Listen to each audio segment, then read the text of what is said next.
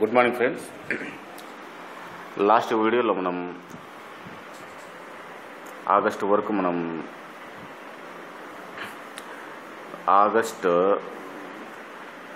Current affairs మనం నేర్చుకున్నాము.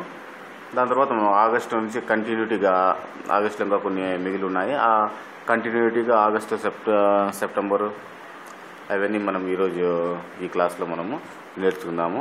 Okay friends, start. ఆగస్టుకి ఇవి కంటిన్యూటీ అండి ఇవి. ఓకే, పిఆర్బి అంచనాల ప్రకారం ఏ సంవత్సరం నాటికి ప్రపంచ జనాభా 9.9 బిలియన్లు ఉంటుంది అంటే 2050 ఓకే 2050 నాటికి పిఆర్బి అంచనాల ప్రకారం 9.9 బిలియన్లు ఉంటుంది. ఓకే, దాని తర్వాత స్కామ్ జెట్ను ఇస్రో విజయవంతంగా ఏ తేదీన ప్రయోగించింది అంటే ఆగస్టు 28వ తేదీన. స్కామ్ జెట్ను ప్రత్యేకత ఏంటంటే వాతావరణంలోని ఆక్సిజన్ను గ్రహిస్తుంది. అందులో భారత్ అమెరికాల LEO-MA ఒప్పందాన్ని ఎప్పుడు కుదుర్చుకున్నాయి అంటే ఆగస్టు 29న. ఏ అంశం అవగాహనకు కేంద్రం అస్లీ తరక్కి ప్రారంభించింది అంటే పారిశుద్ధ్యం. 2015 సరస్వతి సమ్మాన్ అవార్డును పొందిన పద్మ నచ్దేవ్ ఏ భాష రచయిత్రి అంటే డోగ్రీ. అందువల్ల బ్రెజిల్ దేశపు పార్లమెంటు ఎవరిని ఆగస్టు 30న అభిశంసించింది అంటే దేశ అధ్యక్షురాలు దిల్మా రౌసెన్.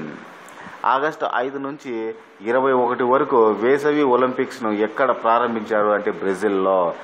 దక్షిణ అమెరికా ఖండంలో ఒలింపిక్స్లో నిర్వహించడము ఇది ఎన్నోసారి అంటే తొలిసారి.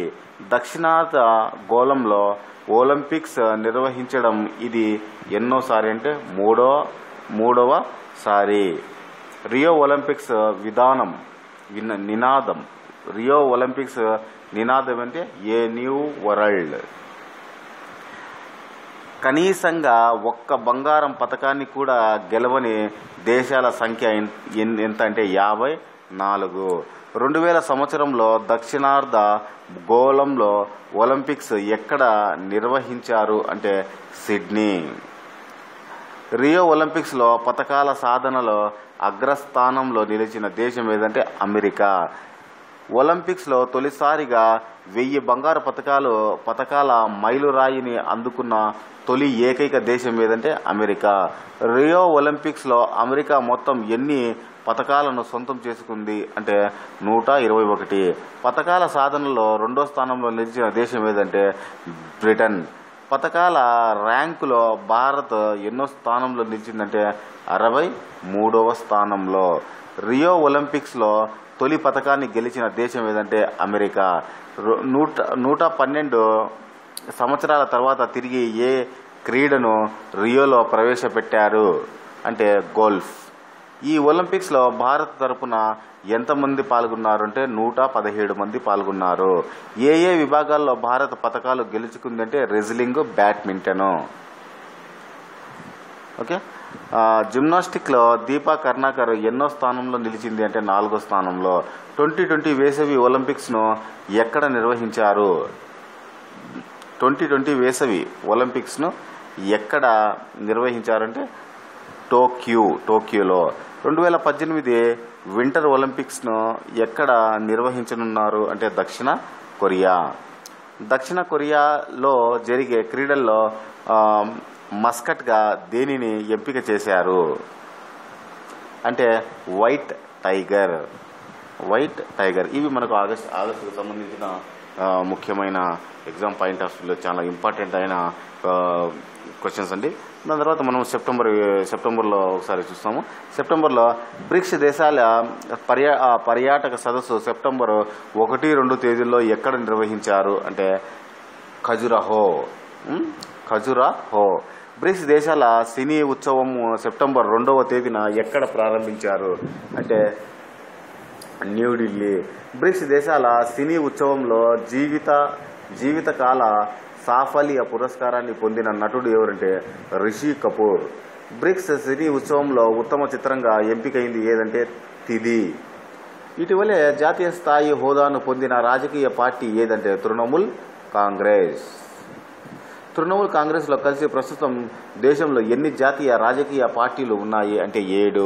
సెప్టెంబర్ 4, 5 తేదీల్లో G20 సమావేశాల్లో ఎక్కడ నిర్వహించారు అంటే చైనా. 2017 G20 సమావేశాన్ని ఎక్కడ నిర్వహించనున్నారు అంటే జర్మనీ.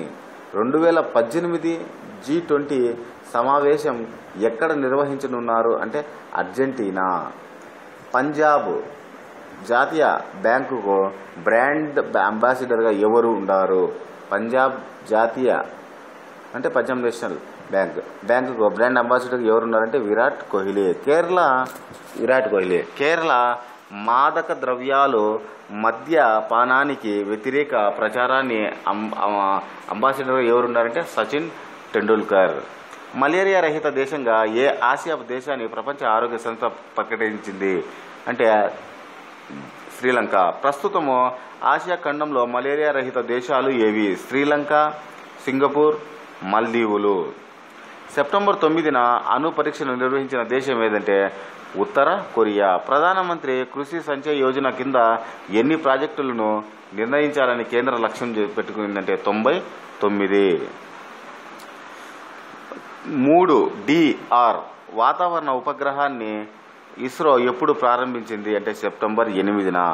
భారత్ రిజర్వ్ బ్యాంక్ గవర్నర్గా ఉర్జిత్ పటేల్ ఎప్పుడు బాధ్యతలు స్వీకరించారంటే సెప్టెంబర్ 6న. ఉర్జిత్ పటేల్ రిజర్వ్ బ్యాంకును ఎన్నో గవర్నర్ అంటే 24వ గవర్నరు.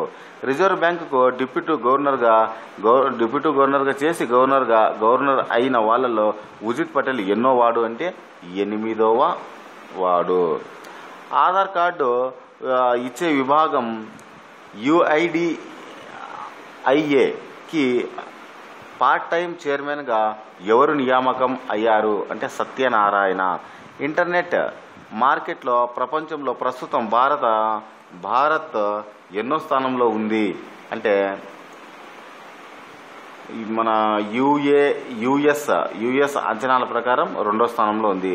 ఏ దేశాన్ని అధిగమించి ఇంటర్నెట్ మార్కెట్లో భారత్ 2వ స్థానంలో వచ్చిందంటే అమెరికా దేశాన్ని. ఓకే. కావేరీ జల వివాదం ఏ 2 రాష్ట్రాల మధ్య ఉంది? కర్ణాటక అండ్ తమిళనాడు. పోస్టల్ కంప్లైంట్లకు ప్రభుత్వం ప్రారంభించిన టోల్ ఫ్రీ నెంబర్ ఎంత అంటే 1924. అప్పుడే పుట్టిన చిన్నారుల వివరాలను ఆధార్ సంఖ్యతో ఇవ్వాలని నిర్ణయించిన రాష్ట్రం ఏదంటే మహారాష్ట్ర. ఈ ఏడాది అలీనా ఉద్యమ దేశాల సమావేశము ఎక్కడ నిర్వహించారు అంటే వెనిజులా. అలీనా ఉద్యమ సమావేశానికి భారత్ తరపున హాజరైంది ఎవరంటే ఉపరాష్ట్రపతి. అలీనా ఉద్యమ దేశాల కూటమిలో ఉన్న సభ్య దేశాల సంఖ్య ఏంటంటే 120. ఓకే. కేంద్రం GST కౌన్సిల్ను ఏ తేదీన ఏర్పాటు చేసిందంటే సెప్టెంబర్ 12వ తేదీన. శరణార్థులను రక్షణకు తొలిసారిగా ఏ తేదీన నిర్మాణాన్ని ఐక్యరాజ్య సమితి సర్వసభ్య సమావేశం ఆమోదించిందంటే సెప్టెంబర్ 19న. ఐక్యరాజ్య సమితి భద్రతా మండలిలో సంస్కరణలు కోరుతూ తీర్మానాన్ని ఆమోదించిన కూటమి ఏదంటే G4లో సభ్య దేశాలు ఏవి? Bharat, Japan, Brazil, Germany. 2016 వేసవి పారా ఒలింపిక్స్ నిర్వహించిన తేదీలేవి? సెప్టెంబర్ 7 నుంచి 18 వరకు. పారా ఒలింపిక్స్లో పతకాల సాధనలో అగ్రస్థానంలో నిలిచిన దేశం ఏది? చైనా. పారా ఒలింపిక్స్లో భారత్ ర్యాంకు 43. పారా ఒలింపిక్స్లో భారత్ మొత్తం సాధించిన పతకాలు 4. పారా ఒలింపిక్స్లో భారత్ తరపున పతకాలు సాధించిన వారు తంగవేలు, దేవేంద్ర జహారియా, దీపా మాలిక్, వరుణ్ సింగ్ భాటి. పారా ఒలింపిక్స్లో భారత్ సాధించిన 4 పతకాలు కూడా ఒకే క్రీడలో వచ్చేది. అదేంటంటే అథ్లెటిక్స్. పారా ఒలింపిక్స్లో భారత్కు తొలి పతకాన్ని అందించింది మరియప్పన్ తంగవేలు. భారతదేశపు రెండో యూనివర్సిటీ ఆఫ్ కల్చర్ను సెప్టెంబర్ 20న ఎక్కడ ప్రారంభించారు? ఇంపాల్. ఆస్కార్ అవార్డును భారత తరపున ఎంపికైన తమిళ చిత్రం ఏది? ఏంటంటే విసరా నై. ఏ దేశం నుంచి భారత్ రాఫెల్ ఫైటర్ జెట్లను కొంటుంది? ఫ్రాన్స్. వచ్చే ఏడాది మార్చి నాటికి ప్రత్యక్ష నగదు బదిలీతో ఎన్ని పథకాలను అనుసంధానం చేయాలన్నది ప్రభుత్వ లక్ష్యం? 147. ప్రభుత్వ జట్టు చీఫ్ సెలెక్టర్గా ఎవరు నియామకమయ్యారు? ఎంఎస్కే ప్రసాద్. భారత జట్టు 500వ టెస్టును ఏ వేదికపై ఆడింది? అంటే కాన్పూర్. ఇవి మనకు సెప్టెంబర్ సంబంధించిన ముఖ్యమైన ఇంపార్టెంట్ బిట్స్ అండి.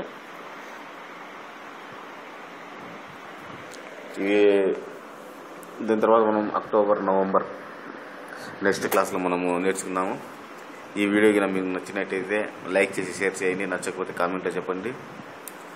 ఇలాంటి వీడియోస్ మీకు ఇంకా కావాలంటే ఈ ఛానల్ని సబ్స్క్రైబ్ చేయడం మర్చిపోకండి. సబ్స్క్రైబ్ తప్పకుండా చేసుకోండి.